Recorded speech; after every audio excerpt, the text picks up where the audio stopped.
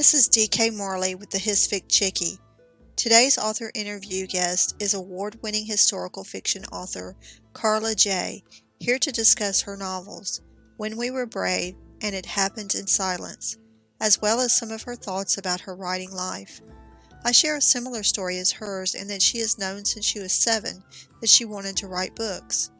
Originally from the East Coast, she makes her home in Salt Lake City, and over the years she has written in several different genres, ranging from humor to noir, but is now focused on historical fiction.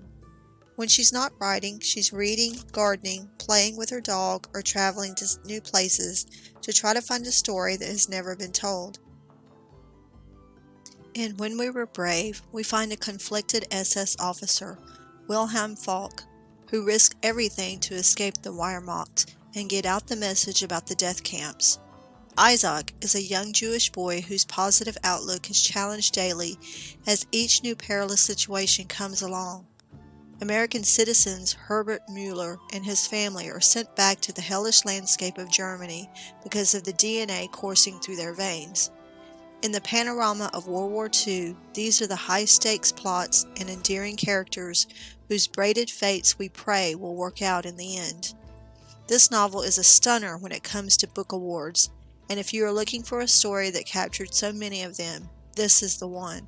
And the list is vast, starting with the 2019 Distinguished Favorite for the New York City Big Book Award, the 2019 Silver Medal winner, Historical Fiction Reader's Favorite Contest, the 2019 finalist in the Wishing Shelf Book Awards Adult Fiction, April 2020 Pinnacle Book Award winner, the 2020 Independent Press Award Distinguished Favorite, the 2020 Tyler R. Tichler Award for Best Historical Fiction, Marquette Fiction, the 2020 First Place Award Historical Fiction for Reader's View Contest, and the 2020 Book Excellence Award for Historical Fiction. Karla, I'm very honored to have such an award-winning author to the show today. And to start off, you mentioned in the bio that you love to travel to new places to discover stories that have never been told. Tell us more about the literary pilgrimages you've taken. In my first book, When We Were Brave, my husband and I went to Theresienstadt, which is outside of Prague, and I write about that in that book.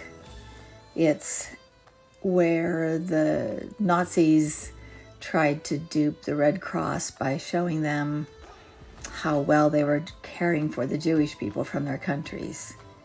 We also had a chance to go to tour the large synagogue in Budapest, which is what my current book that I'm writing revolves around, those stories from World War II.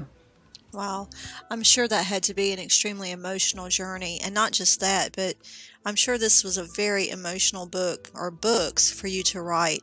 Anything that deals with those topics about World War II and what happened in the death camps is a very emotional thing.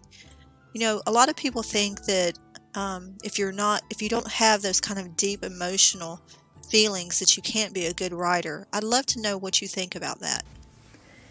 Whether a writer needs to feel emotions or not, we do know that the reader needs to feel those emotions. So that would be the most important thing, is can the writer get those strong feelings on the paper and make someone else feel them? Yes, absolutely. So let me ask you this. What was the first book that made you cry? I think the first books that made me cry were Old Yeller and Where a Red Fern Grows. Oh, for sure. Obviously, anything about animals would get to me. Well, I have to agree with you there. I have a shirt that says that I'm easily distracted by dogs. So anything that has a dog in it, and something happens to him, I'm definitely going to start crying. So my next question is, I'm an advocate for authors need other authors to support each other. What author friends do you have, and how do you feel like they've helped you become a better writer? The one friend I think of that helps me become a better writer is Mark T. Sullivan. He took several years in between Beneath the Scarlet Sky and his new book that's coming out next month And I think that teaches me not to try to rush a book, but to write it as best as I can before publishing it. That's excellent advice. And so do you try to be more original, or do you deliver to the readers what they want? I think I try to do both. I think it's important to be original, but I also think that we have to keep in mind what makes a good story. I know what I like when I read historical fiction, and I know what I don't like, so I guess I write something that I think I would be pleased with at the end. Yeah, I agree with that. And they say that writers write what they know. And, for myself, and I know it's got to be for you too, we love historical fiction. So we're going to write historical fiction, and we want to do it well. But, there are traps out there for especially aspiring young writers. What do you think those traps are, and what advice would you give to a young writer starting out? I think one of the problems when people begin writing is they think they need to use uncommon words, which makes it so difficult to read. I always say just write the way you talk and tell a good story. Which is so funny because my husband always makes fun of me that I don't write like I talk because I'm from the South and I don't write Southern fiction. I write historical fiction based in England, and I don't talk like that at all. So that being said, if you could think back to your younger writing self, what's something that you would tell yourself if you were able to do that?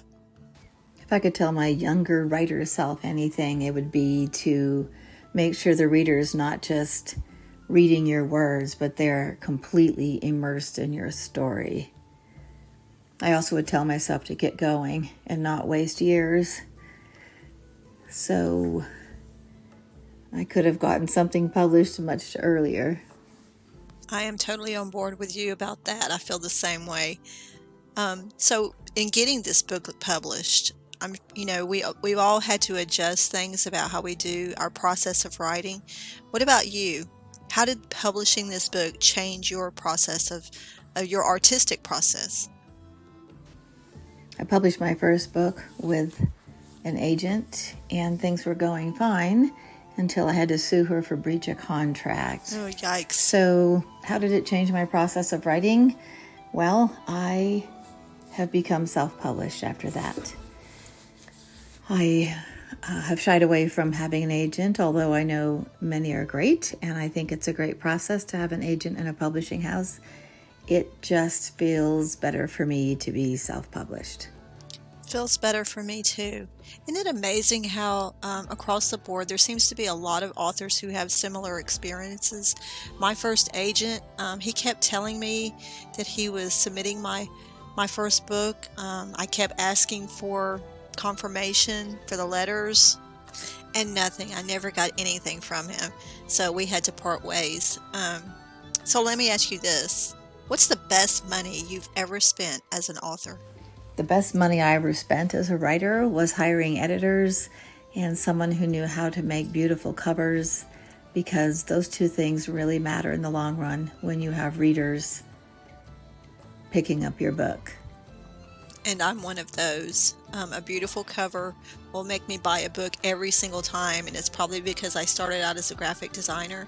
So I love a cover that captures my attention. But let's go back to thinking about our early days. Can you tell me an early experience where you learned that language had power?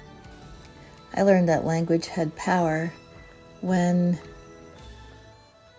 I wrote a short story in college that made the professor tear up as it was being read. That meant so much to me, and also I was quite surprised that words could do that. And that kind of experience will never leave you. So back to it, as a historical fiction author, what do you think you owe the real people upon whom you base your characters? In When We Were Brave, I had a chance to read the biography of an SS officer that I roughly based my book on, and it really opened the door to what was possible with that story. And it happened in silence. I just had to make up characters that matched the descriptions of what was going on in 1921 Georgia. In my newest book, which is set in World War II in Budapest, I do have some more diaries of people who lived through those times, and those people and their words are invaluable to a story since I wasn't there. And going right along with that, what do you think are the ethics of writing about historical figures? I think it's really important to keep the historical figure as they were and not try to change them to match your story. When I was writing about an SS officer that I had read quite a bit about, I was able to take information from his book and use it to create my own character, even though my own character ended up very differently than the SS officer in real life did. So that kind of brings up, what kind of research do you do? You said that you had his diaries. So how long do you spend researching before beginning a book? And tell us a little bit about the research you did. I love writing about historical fiction because I love all the research that goes into it, and really getting writing is the hardest part for me. I could just keep researching for days and months if I allowed myself. I also find this to be my favorite genre to read. My newest book that I'm working on right now is set in Budapest during World War II. And I had a chance to tour there a year and a half ago and found a story that I've not yet read about. So I'm excited to get that out and to share it with readers. I do about 2 to 3 months worth of research just through published works or online or finding scholarly papers. And if I have any chance at going to the place that I'm writing about, that's always a bonus. Definitely a bonus. As a historical writer and writing this particular subject during World War II, I'm sure you dealt with a lot of difficult scenes. Can you tell us what's the most difficult part about writing a historical fiction novel? The most difficult part of writing for me are the middles of the book. I usually have a beginning and I know an ending, but keeping it going in the middle can sometimes feel like a lot of work. And it is. I know I've had people tell me before, oh, okay, you're an author. That must be fun. That must be easy to do. And no, it is definitely a lot of work. Karla, tell us, what does literary success look like to you? I feel successful when I get emails from readers who say how much they love the story and how much they learned. I think then my job is done if I've told a story that has moved them in some way and taught them something that they didn't know before, which is what I love when I read a book. Which brings us to reviews. Do you read your reviews, and how do you deal with bad ones? Every few days I look at my book reviews, and I've learned to just ignore the bad ones. But I do get pretty excited when I get someone who says this is the best book they've ever read. It's always fun to see what people pull from your story, sometimes things that you hadn't intentionally thought to write. Yeah, isn't that great? Does your family support your writing? I would love to know that. My husband's been very supportive in this journey. As I mentioned before, I had to sue an agent, and that cost us over $40,000. Oh my! For me to get my rights back. Wow. To my first book. Not everyone would support that move. No.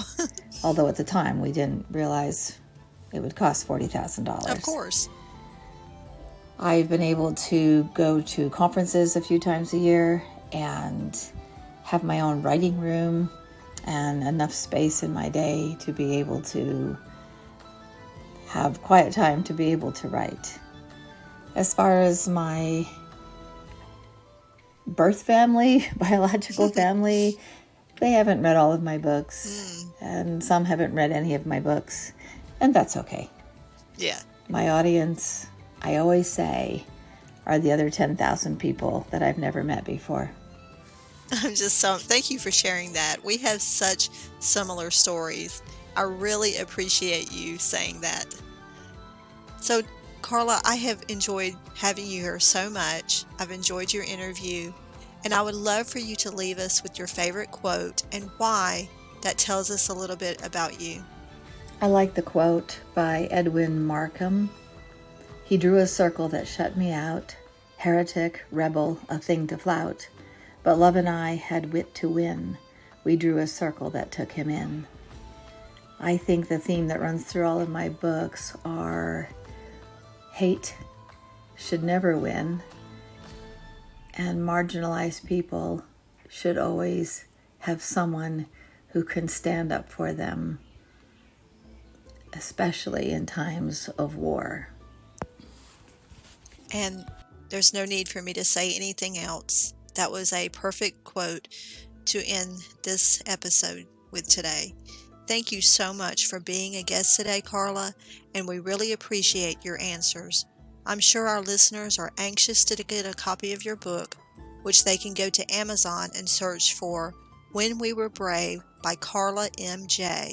Or you can go to my blog at www.histficchickie.com to see the transcript of this podcast episode and to click to buy her book. Thank you to all the listeners who took a moment to listen in to the interview today.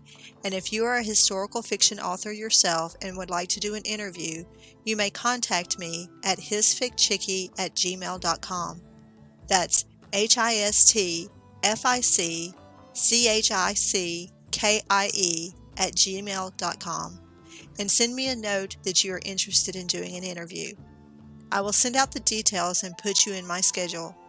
Also, I'm always on the search for new historical fiction books to read and review, so let me know if you have something I might want to read. Thanks for listening. This is DK Marley, the Hist Fic Chickie, and have a great day.